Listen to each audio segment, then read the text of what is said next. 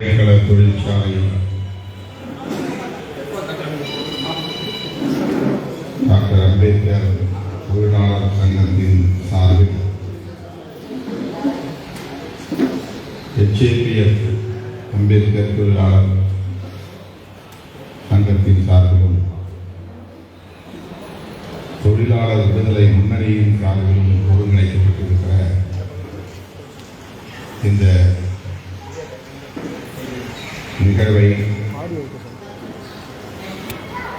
தலைமை வகித்து சிறப்பித்துக் கொண்டிருக்கிற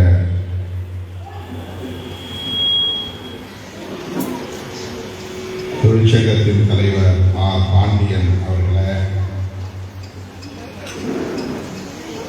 அனைவரையும் வரவேற்று சிறப்பித்திருக்கிற பொன் ராஜேந்திரன் அவர்களை, தொழிலாளர் விடுதலை முன்னணியின் பேரவை அமைப்பாளர் பேரறிவாளன் அவர்களை, விடுதலை சிறுத்தைகள் கட்சியின் மண்டல செயலாளர் தமிழாதன் அவர்களை, திருச்சி தெற்கு மாவட்ட செயலாளர் சக்தி என்கிற ஆற்றலரசு அவர்களை, தொழிலாளர் விடுதலை முன்னணியின் மாநில துணை செயலாளர் தெய்வீகன் அவர்களை,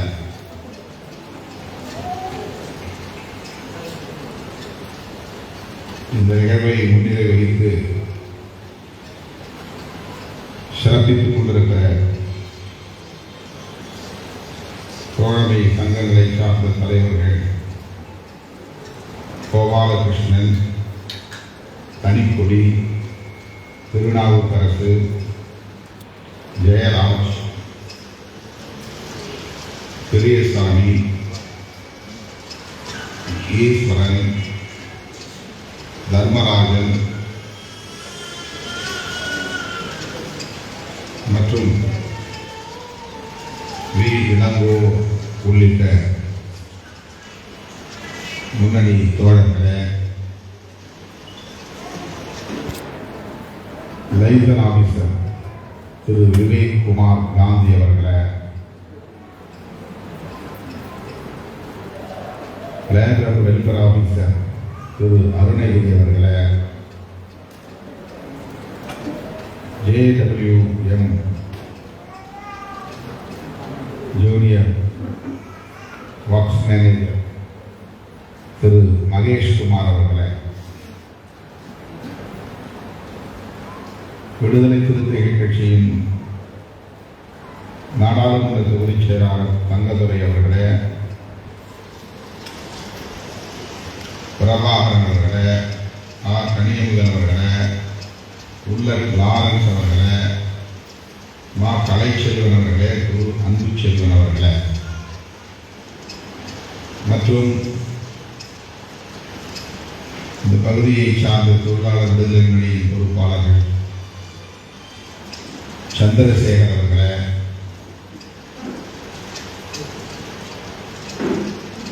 கணபதி அவர்களே, விடுதலை இன்பன் அவர்களே, விஜயபால் அவர்களே, ரவி வர்மா அவர்களே, திலீபன் ரமேஷ் அவர்களே, சிறுத்தை குணா அவர்களே, ராமானுஜம் அவர்களே, வேங்கை பெரியசாமி, பொன் இளங்கோ, இன்பராஜ், நெடுஞ்செழியன், அண்ணாதுரை ஆகிய முன்னணி தோழர்களே, இந்த நிகழ்ச்சியை வெற்றிகரமாக ஒருங்கிணைத்திருக்கிற சங்கத்தின் பொதுச் செயலாளர் குமாரவேல் அவர்களே, HAPF நலச்சங்கத்தின் பொதுச் செயலாளர் ரவி அவர்களே மற்றும் HAPF தொழிற்சங்க நிர்வாகிகள் பிரேம்குமார், கோலந்தோரா, தாமோதரன், பிரபு, அருள்முருகன், சசிகுமார் ஆகிய தோழர்களே,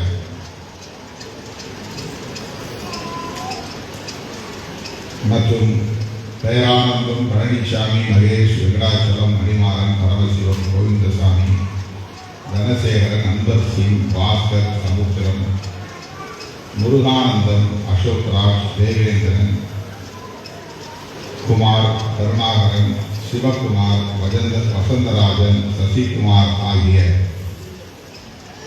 தொழிற்சங்கத்தை சார்ந்த செயற்குழு உறுப்பினர்களே, முன்னாள் பொறுப்பாளர்களே, OFT தொழிற்சங்கத்தை சார்ந்த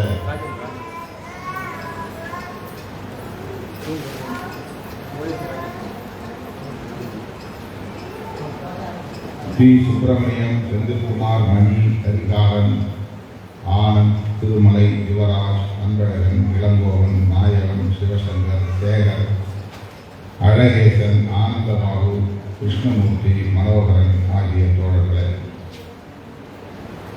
மற்றும் அருவங்காடு வெடிமருந்து தொழிற்சாலையை சார்ந்த மோகனசுந்தரம், கருத்தப்பாண்டி, வடிவேல், ரவிச்சந்திரன் ஆகிய தோழர்களே, அரசூழியல் ஐக்கிய பேரவையை சார்ந்த கணபதி, செல்லத்துறை, பொன்னர், மனோகரன், கார்த்திக், முத்து, பாபு மற்றும் சு. இளங்கோவன் ஆகிய தோழர்களே, இந்த நிகழ்வில் பங்கேற்பதனை சிறப்பித்துக் கொண்டிருக்கிற தம்பி பிட்டு உள்ளிட்ட இயக்கத்தின் முன்னோடிகளை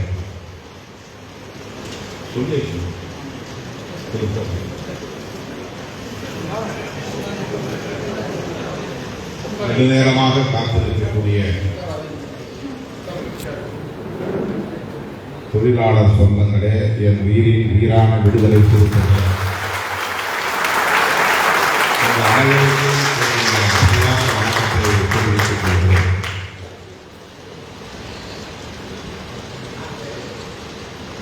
ஏறத்தாழ 11 மணி நேரம் இந்த வளாகத்துக்குள்ளேயே நான் சுழன்று கொண்டிருக்கிறேன்.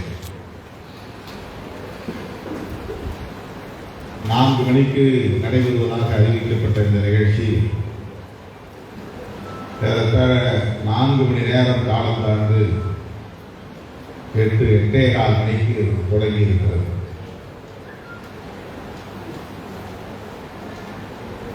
நான் விமானம் பிடித்து சென்னைக்கு செல்ல வேண்டும் என்று விமானத்திற்கான பதிவு செய்து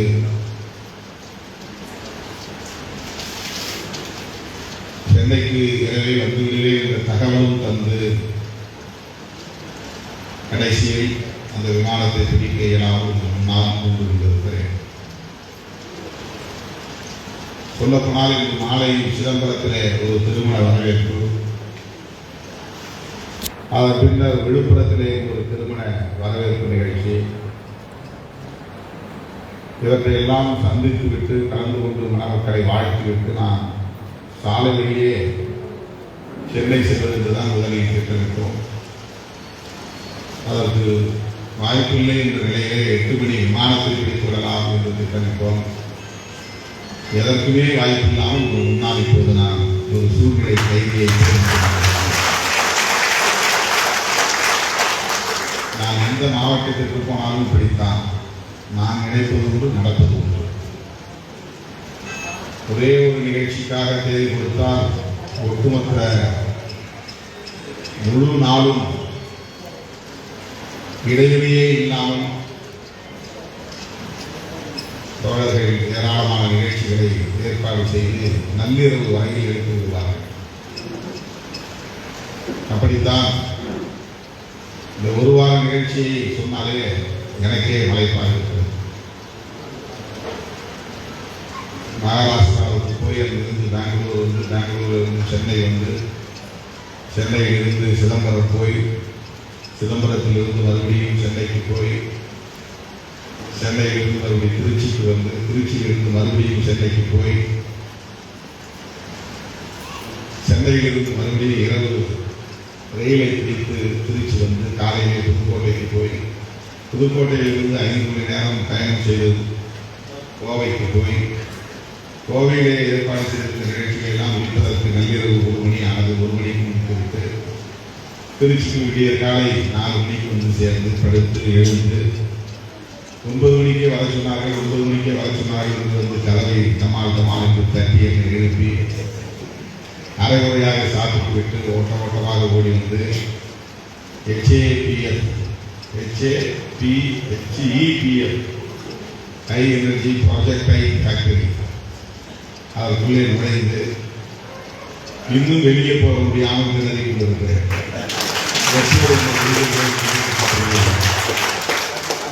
இதன் பிறகு ஓய்விலே இரவு உணவுக்கு வந்தே தீர வேண்டும் என்று சாப்பிடாமல் தொடர்கள் காத்திருக்கிறார்கள். அங்கே போனால் எவ்வளவு நேரம் ஆகும் என்று தெரியவில்லை.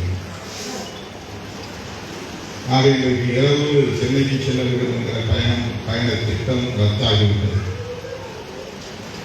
ஒன்று நான் இரவோடு இரவாக சாலை வழியே செல்ல வேண்டும் அல்லது அதிகாலையில் நான் பிடிக்க வேண்டும். ஏனென்றால் 9 மணிக்கு காலையிலே கட்சி அலுவலகத்தில் நான் இருக்க வேண்டும் ரஷ்மி.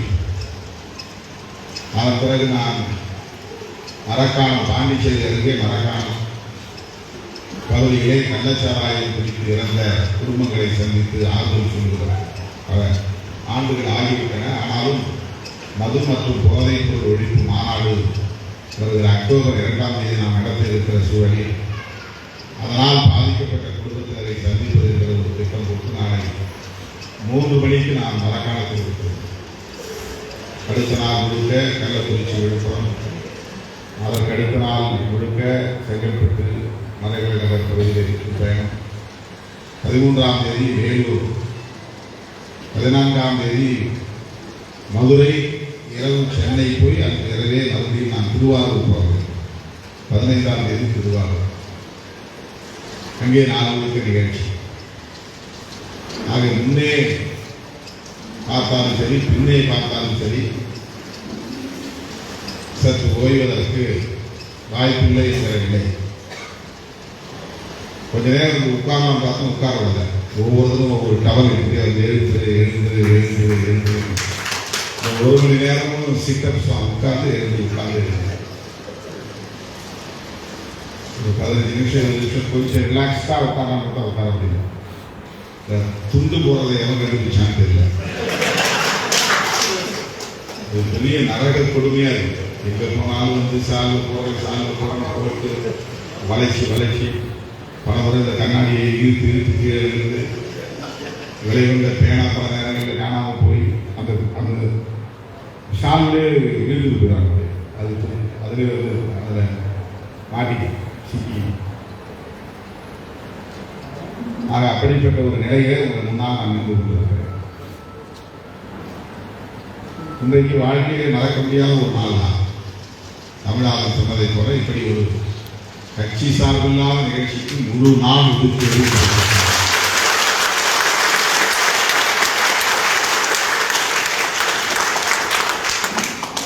மகிழ்ச்சியான ஒரு அனுபவம் தான்.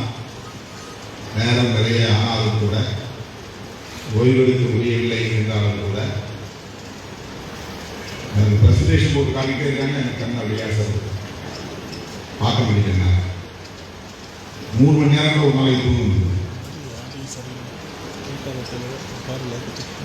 அதை கண்ட்ரோல் பண்ணி பார்த்துட்டு அவங்க சொல்றதை கேட்டு அவங்ககிட்ட திரும்ப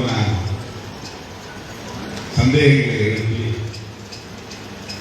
சுறுசுறுப்பா உடம்பு வச்சுட்டு அவங்களோட சுற்றுப்பயணம் செய்து போய் ரைஃபிள் ஃபயரிங்லாம் முடிச்சுட்டு வந்தது.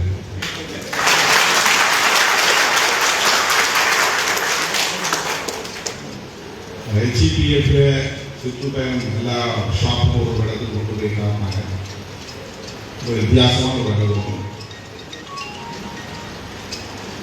அதை விவரித்து சொல்ல ஆசை நேரமில்லை. அதுதான் ரொம்ப மறக்க முடியாத ஒரு அனுபவம் என்று சொன்னால், OIFFக்குள்ள நுழைஞ்ச பிறகு அங்கே அவர்கள் தயாரித்திருக்கிற துப்பாக்கி அது இயங்குகிற விதம், அவர்கள் பயன்படுத்துகிற அந்த ரவை புல்லட்ஸ், அதை எப்படி தயாரிக்கிறார்கள் என்பது உட்பட பல விவரங்களை, புதிய தகவல்களை இன்றைக்கு அறிந்து கொள்ள முடிகிறது. அங்கேயும் சரி இங்கேயும் சரி. அங்கே சீஃப் ஜெனரல் மேனேஜர்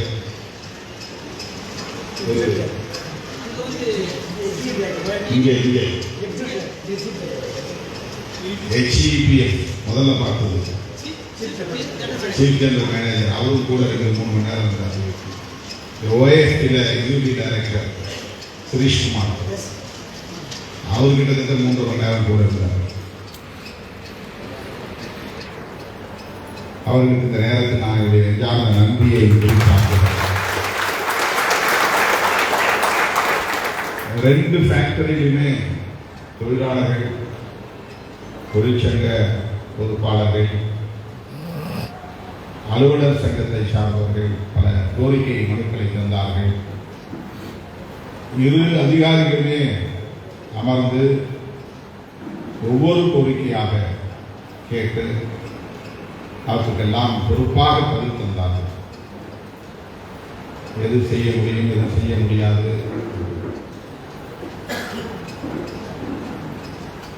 இந்த 41 தொழிற்சாலைகளும் 7 கார்ப்பரேட் நிறுவனங்களாக மாற்றப்பட்டு, கார்ப்பரேட் நிறுவனங்களாக மாற்றப்பட்டதால் ஏற்பட்டிருக்கிற நெருக்கடிகள், சவால்கள், பாதிப்புகள், இழப்புகள் இவற்றையெல்லாம் தொழிற்சங்க பொறுப்பாளர்கள்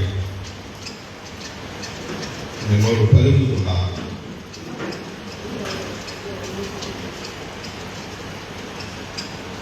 மிகுந்த கவலைக்குரியதாகவும் அதிர்ச்சி அளிக்கக்கூடியதாகவும் இந்த தகவல்கள் அமைந்திருந்தன.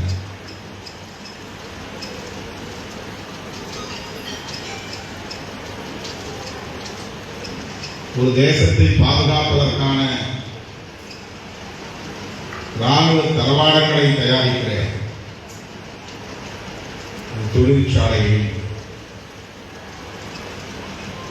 நீங்கள் ஆற்றி வருகிற பங்களிப்பு, உங்களுடைய அறிவுத்திறன், உங்களுடைய செயல்திறன்,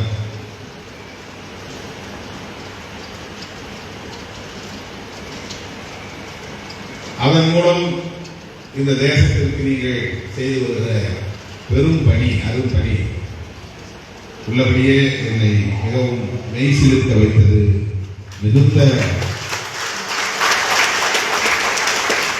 மரியாதையை உங்கள் மீது உருவாக்கி வருகிறது. இது சாதாரணமான ஒன்று அல்ல. எவ்வளவு பெரிய டெடிகேஷன்.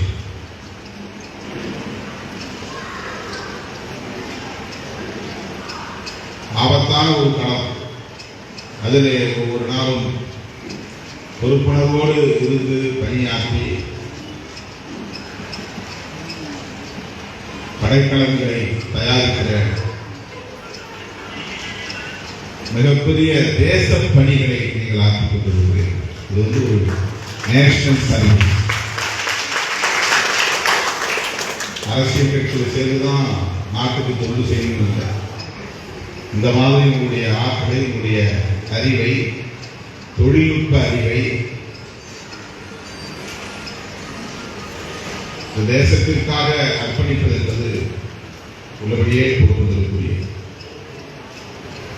நேரடியாக ஜவான்களாக போய் அங்கே எல்லை ஓரங்களில் நின்று துப்பாக்கிகளை ஏந்தி கடும் பனியிலும் மழையிலும் கொடிய நஞ்சு உயிரினங்களுக்கு மத்தியிலே அவர்கள் இருந்து நாட்டை காப்பது போற்றுதலுக்குரியது என்றால் அதற்கு நிகரானதுதான் நீங்கள் ஆற்றுகிற பணி, இணையானதுதான். ஒரு மைக்ரோ மில்லி மீட்டர் பிழை ஏற்பட்டால் கூட இந்த கருவிகள் பயனில்லாமல் போயிடும். மைக்ரோ லெவலில் மில்லி மீட்டர், ஒரு சின்ன மைகளவுக்கும் குறைவான டிஃபரன்சஸ், ஃப்ளாஸ், பிழைகள் ஏற்பட்டால் அந்த துப்பாக்கியை பயன்படுத்த முடியாது, அந்த ஏவுகணையை பயன்படுத்த முடியாது. அதனால் பெரும் பாதிப்பே நேரும். அந்த அளவுக்கு ஆழமான தொழில்நுட்ப திறன், ஆற்றல், அதற்கென்று மெனக்கிட்டு கண்ணும் கருத்துமாய் இருந்து நீங்கள் செய்கிற அந்த பணி என்பது வியப்பை தருகிறது, போற்றுவதற்குரிய. நெஞ்சார பாராட்டுகிறேன். உங்கள் அர்ப்பணிப்பை, உங்கள் பங்களிப்பை நான் மனமாற பாராட்டுகிறேன். கார்ப்பரேட் மயமானதால் ஏற்பட்டிருக்கிற பாதிப்புகள் பல. புதிய பணி நியமனம் இல்லை, நோ நியூ ரெக்ரூட்மெண்ட். புதிதாக ஆளுகிற நிலை தேங்கி கிடக்கிறது, இல்லாமல் இருக்கிறது. நூற்றுக்கணக்கான ஆயிரக்கணக்கான தோழர்கள் அதிகாரிகளாக இருந்தாலும் பணியாளர்களாக இருந்தாலும் அவர்கள் எல்லாம் ஓய்வு பெற்ற நிலையில் அந்த ஓய்வு பெற்றவர்களின் பணியிடத்தில் காலியாக கிடக்கின்றன. பணியில் இருக்கும் போதே இறந்தவர்கள் குடும்பத்தினருக்கு கருணை அடிப்படையில் வாரிசுகளை தர வேண்டும், தரவில்லை. அதற்கான எந்த வழிகாட்டுதலும் இல்லை.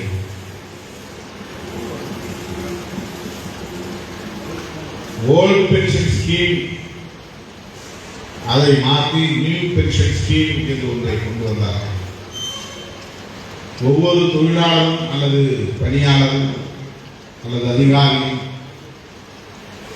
கான்ட்ரிபியூஷன் அவர்களும் சேர்ந்து பணத்தை செலுத்தி ஓய்வு பெற்ற பின்னர் அதை பெற்றுக்கொள்ள வேண்டும் என்ற கான்ட்ரிபியூட்டரி பென்ஷன் ஸ்கீம் அது கூடாது என்று பல அமைப்புகள் பல ஆண்டுகள் தொடர்ந்து குரல் எழுப்பிய நிலையில் யூபிஎஸ் என்று யூனிஃபைடு பென்ஷன் ஸ்கீம் என்ற ஒன்றை இப்போது அறிமுகப்படுத்தியிருக்கிறார். இதுவும் பயனுள்ளதாக இல்லை. அதே கான்ட்ரிபியூட்டரி பென்ஷன் ஸ்கீம் என்கிற நிலையில்தான் புதிய பெயரை தாங்கி இருந்திருக்கிறது. அதையெல்லாம் இங்கே எடுத்து சொன்னார். அதை மாற்ற வேண்டும். மறுபடியும் ஓல்டு பென்ஷன் ஸ்கீம் தான் வேண்டும் இது கோரிக்கை. மத்திய அரசாங்க பணியாளராக வேலைக்கு சேர்ந்து அரசு எடுத்த கொள்கை முடிவில் ஏற்பட்ட மாற்றத்தினால் இப்போது கார்பரேட் எம்ப்ளாயியாக ரிட்டையர் ஆக வேண்டிய சூழல். என்ட்ரி லெவல்ல கவர்மெண்ட் எம்ப்ளாயி, எக்ஸிட் லெவல்ல கார்பரேட் எம்ப்ளாயி. இது எவ்வளவு பெரிய இன்ஜஸ்டிஸ், அநீதி. ஒரு கவர்மெண்ட் எம்ப்ளாயி அரசு பணியாளர் அல்லது அதிகாரி பெறுகிற பெனிஃபிட்ஸ், மானிட்டரி பெனிஃபிட்ஸ்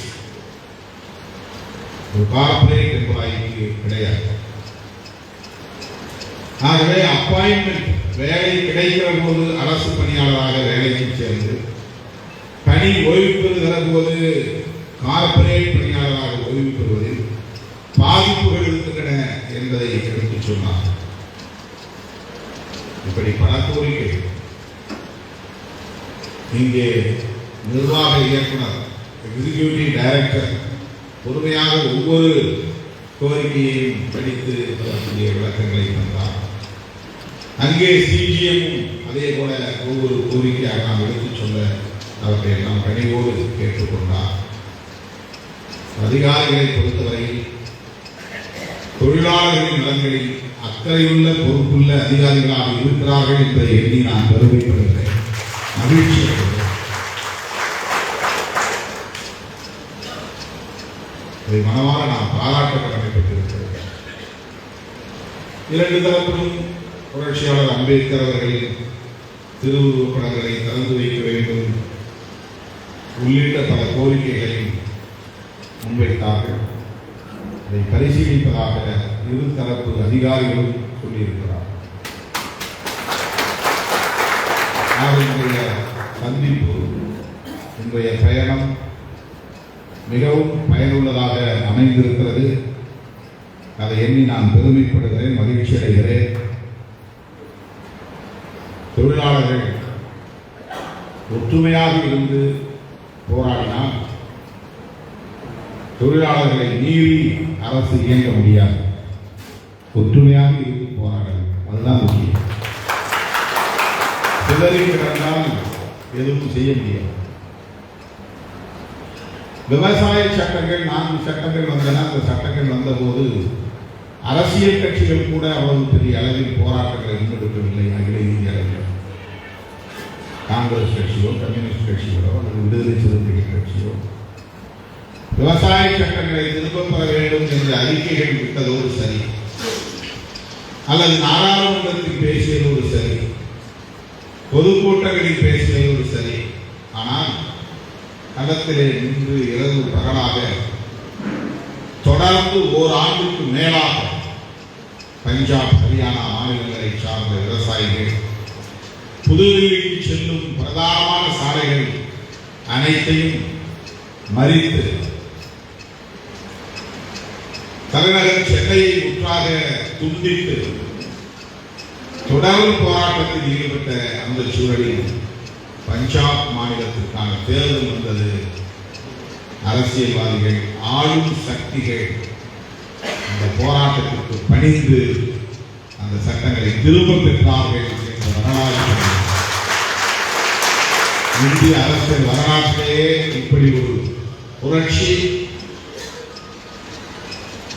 நம்முடைய காலத்தில் நடந்திருக்க வாய்ப்பு அதற்கு முன்பு இருந்திருக்கலாம். ஒரு ஜனநாயக தேசத்தில் ஜனநாயக அறவழி போராட்டத்தை முன்னெடுத்து ஒரு அரசை பணிய வைக்கக்கூடிய சாதனை எந்த அரசியல் கட்சியும் அதற்கு பொறுப்பேற்க முடியாது. எங்களால் தான் அது நடந்தது என்று சொல்ல முடியாது. விவசாய சங்கங்கள் ஒன்றாக சேர்ந்தார்கள். அரிசி, பருப்பு உள்ளிட்ட அனைத்தையும் போராடுகிற களத்துக்கே கொண்டு போய் அங்கேயே சமைத்து சாப்பிட்டு அங்கேயே படுத்து உறங்கி 100 பேர் வந்து தங்கியிருந்தால் அவர்கள் போகும்போது மக்கள் 100 பேர் வந்து தங்குவார்கள். 3 நாட்கள் 4 நாட்கள் ஒரு டீம் தங்கி போராடும். அவர்கள் திரும்புகிற நேரத்தில் அதே ஊரிலிருந்து அவர்களுக்கு பதிலாக மக்கள் 100 பேர் வந்து 3 நாள் அமர்ந்திருப்பார்கள். இப்படி ஒரு போராட்டம் இந்திய அரசியல். 2 அவைகளிலும், மாநிலங்களவை, மக்களவை 2 அவைகளிலும் மெஜாரிட்டி என்ற பெரும்பான்மை அடிப்படையில் நிறைவேற்றப்பட்ட சட்டம், குடியரசுத் தலைவரால் கையெழுத்திடப்பட்ட அந்த சட்டங்கள் மக்கள் போராட்டத்தால் திரும்பப் பெறப்பட்டன என்பதுதான். முதலவாய்க்கு போனால் அவ்வளவுதான், திரும்ப வராதுன்னு ஒரு பழக்கம் சொல்லுவாங்க. எல்லாம் முடிஞ்சு போயிடுச்சு, நிறைவேற்றியாச்சு. குடியரசுத் தலைவர் கையெழுத்து போட்டார், சட்டம் ஆயிடுச்சு, இனிமே அவ்வளவுதான், ஒன்றும் பண்ண முடியாது என்று மக்கள் சொல்வடைகிறது. கடவுள் எழுதிய தீர்ப்பாக இருந்தாலும் அதை திருத்துவோம் என்று போராடுகிற அந்த துணிச்சல் போராடும். குடியரசுத் தலைவர் கையெழுத்து போட்டால் அவ்வளவுதான், அதுக்கு மேல எதுவுமே கிடையாது. அதற்கு மேல அப்பீல் இல்லை. ஆனால் அதற்கு மேல் மக்கள் இருக்கிறார்கள். குடியரசுத் தலைவருக்கு மேல் மக்கள், உச்ச நீதிமன்றத்திற்கு மேல் மக்கள் எல்லாம் முக்கியம். ஆகவே இதெல்லாம் கார்பரேட் ஆகிவிட்டது. என்ன செய்ய முடியும்? என்ன செய்ய முடியும் என்ற புலம்பல் தான் வருவதை தவிர இது கூடாது என்ற எதிர்ப்பு பெரிதாக, போராட்டம் பெரிதாக.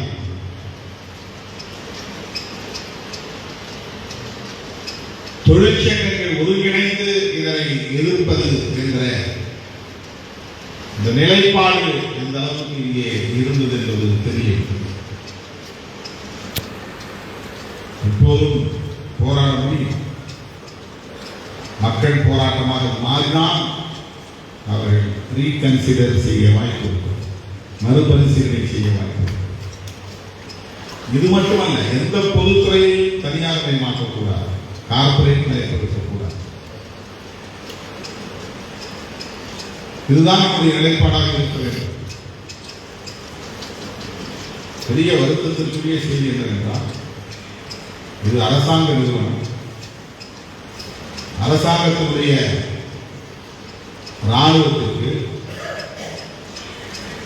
Army, navy, air force, paramilitary forces இதற்கெல்லாம் தேவையான ஆயுதங்களை அரசு நிறுவனத்திலேயே உற்பத்தி செய்து கொள்ள முடியும். அதற்கு எல்லா டெக்னிக்கல் இன்ஃப்ராஸ்ட்ரக்சர் இருக்கிறது, கட்டமைப்பு வசதி இருக்கிறது.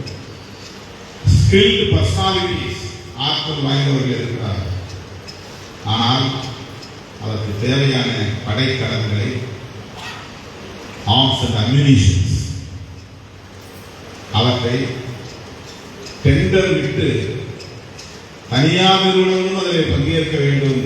அரசு பொதுத்துறையாக இருக்கிற OFPயும் HEPFும் அதில் பங்கேற்க வேண்டும் என்ற ஒரு நிலை இருப்பது எவ்வளவு பெரிய வருத்தத்திற்குரியது. அதை போய் காம்படிட் பண்ணணும். டெண்டர் ஆர்டர் எடுத்து உற்பத்தி செய்யும். இந்த பாலிசி எவ்வளவு வேதனைக்குரியது. இதையெல்லாம் இங்கே வந்த பிறகு அறிய முடிந்தது. எல்லா இன்ஃப்ராஸ்ட்ரக்சரும் வேஸ்ட் ஆகும். பல வகையான ரைஃபிள் செய்ய முடியும். ஆர்டர் இல்லை. ஏன் ஆர்டர் இல்லை? இம்போர்ட் பண்ண போறாங்க கவர்மெண்ட். ஏன் ஆர்டர் இல்லை? பிரைவேட் செக்டாருக்கு சொல்லியிருக்கிறாங்க, அவங்களோட காம்பீட் பண்ண சொல்றாங்க. இப்போ என்ன ஆகும்? இந்த பப்ளிக் செக்டார், கவர்மெண்ட் யூனிட், எனவே இதெல்லாம் மிகுந்த வலியை தரக்கூடிய கசப்பான உண்மைகளாக இருக்கின்றன. தொழிற்சங்கங்கள் ஒற்றுமையாக இருக்க வேண்டும், பணியாளர்கள் ஒற்றுமையாக இருக்க வேண்டும். அம்பேத்கர் பெயரில் இயங்கக்கூடிய சங்கங்கள் ஒற்றுமையாக இருக்க வேண்டும். Schedule cost, schedule tribes, OBC, minorities, இந்த சமூக பிரிவினர்கள் தான் பகுஜன்ஸ். பகுஜன் அப்படின்னா schedule cost, schedule tribes, OBC and minorities. Bahujan unity என்பது ரொம்ப முக்கியமானது. அப்படி ஒற்றுமையாக இருந்தால்தான் ரிசர்வேஷனை காப்பாற்ற முடியும், இடஒதுக்கீட்டை காப்பாற்ற முடியும். OFP தொழிற்சங்கத்தை சார்ந்தவர்கள் OBCக்கு செல் ரூம் வேண்டும் என்ற ஒரு கோரிக்கை வைத்திருந்தார். OBC தரப்பிலிருந்து அப்படி எந்த கிரீவன்ஸ் வரல அப்படின்னு ஒரு தகவல். அப்படி வரவில்லை என்றாலும் கூட OBCக்கு செல் ரூம் வேண்டும் என்ற கோரிக்கையை SC/ST எம்ப்ளாயிஸ் யூனியன் கேட்பது என்பதுதான் குறிப்பிடத்தக்கது. அதுதான் ஒரு நல்லிணக்கத்தை ஏற்படுத்தும். நாம் அப்படித்தான் பார்லிமெண்ட்ல OBC-உடைய வெல்ஃபேர், கிரீமி லேயர் OBCக்கு கூடாது முதல்ல குரல் கொடுத்த இயக்கம் விடுதலை திருத்த இயக்கம். அதுவரையில் கிரீமி லேயருக்கான வருமான வரம்பை இன்னும் கொஞ்சம் உயர்த்த வேண்டும் என்று மன்மோகன் சிங் பிரதமராக இருந்தபோது மனு கொடுத்த இயக்கம் விடுதலை திருத்த இயக்கம்.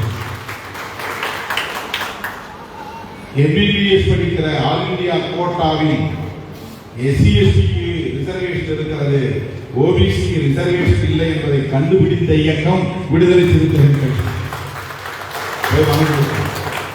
15% OBC all India quota MBBS seat இருக்கு, 15%.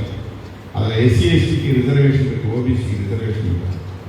இதை எந்த OBC மீட்டரும் கண்டுபிடிக்கல, விடுதலை சிறுத்தைகள் தான் அதை கண்டுபிடிக்கிறது. கேஸ் போட்டோம், DMK கேஸ் போட்டாங்க. சுப்ரீம் கோர்ட் டைரக்ஷன் வாங்கி MBBSல ஆல் இந்தியா கோட்டாவில் OBC ஸ்டூடெண்ட்ஸ் படிக்க முடிகிறது என்றால் அது விடுதலை சிறுத்தைகள். SC/ST லீடர்ஸ்லாம் அதான் சொல்றேன். OBC லீடர்ஸுக்கு அந்த எண்ணம் இருக்கோ இல்லையோ, நீங்க அதை பற்றி ஒளிபரிக்க வேண்டாம். ஆனால் SC/ST லீடர்ஸ்க்கு OBCயோடு இணைந்து செயல்பட வேண்டும் என்கிற எண்ணம் இருக்க வேண்டும், பெருந்தன்மை இருக்க வேண்டும். மைனாரிட்டிஸ் வெல்ஃபேர் முக்கியமானது. இன்னைக்கு ஒரு ஷெட்யூல் ட்ரைப்ஸ் தம்பி, அவருக்கு கிடைக்கக்கூடிய வாய்ப்பு கிடைக்கல. ரோஸ்டர்ல ஜெயபால் ஒருத்தர் வெளியே போயிட்டார், அது வேகண்ட் ஆயிருக்கு. இந்த வேகண்டான இடத்துல இந்த தம்பி தாமோதரன் நியமிக்கப்பட வேண்டும். ஆனால் அது இன்னொரு கோட்டாவாக ஆக்கப்பட்டிருக்கிறது. ஒரு ஷெட்யூல் ட்ரைப்ஸுக்கான வாய்ப்பு கிடைக்காமல் போயிருக்கிறது. அதை இன்றைக்கு எழுப்பியிருக்கிறது அம்பேத்கர் எம்ப்ளாயிஸ் யூனியன். நான் இன்றைக்கு சிஜிஎம் அவர்களிடத்திலே அதை பற்றி பேச முடியும். இப்படி ஒருவருக்கு ஒருவர் இணைந்து இணக்கமாக செயல்பட வேண்டும். அதற்கு விடுதலை சிறுத்தைகள் கட்சி உற்ற துணையாக இருக்கும். உங்கள் கோரிக்கைகளை நாடாளுமன்றத்தில் விடுதலை சிறுத்தைகள் கட்சி பேசுவோம் என்பதை சொல்லி வாய்ப்புக்கு நன்றி தெரிவித்துள்ளேன்.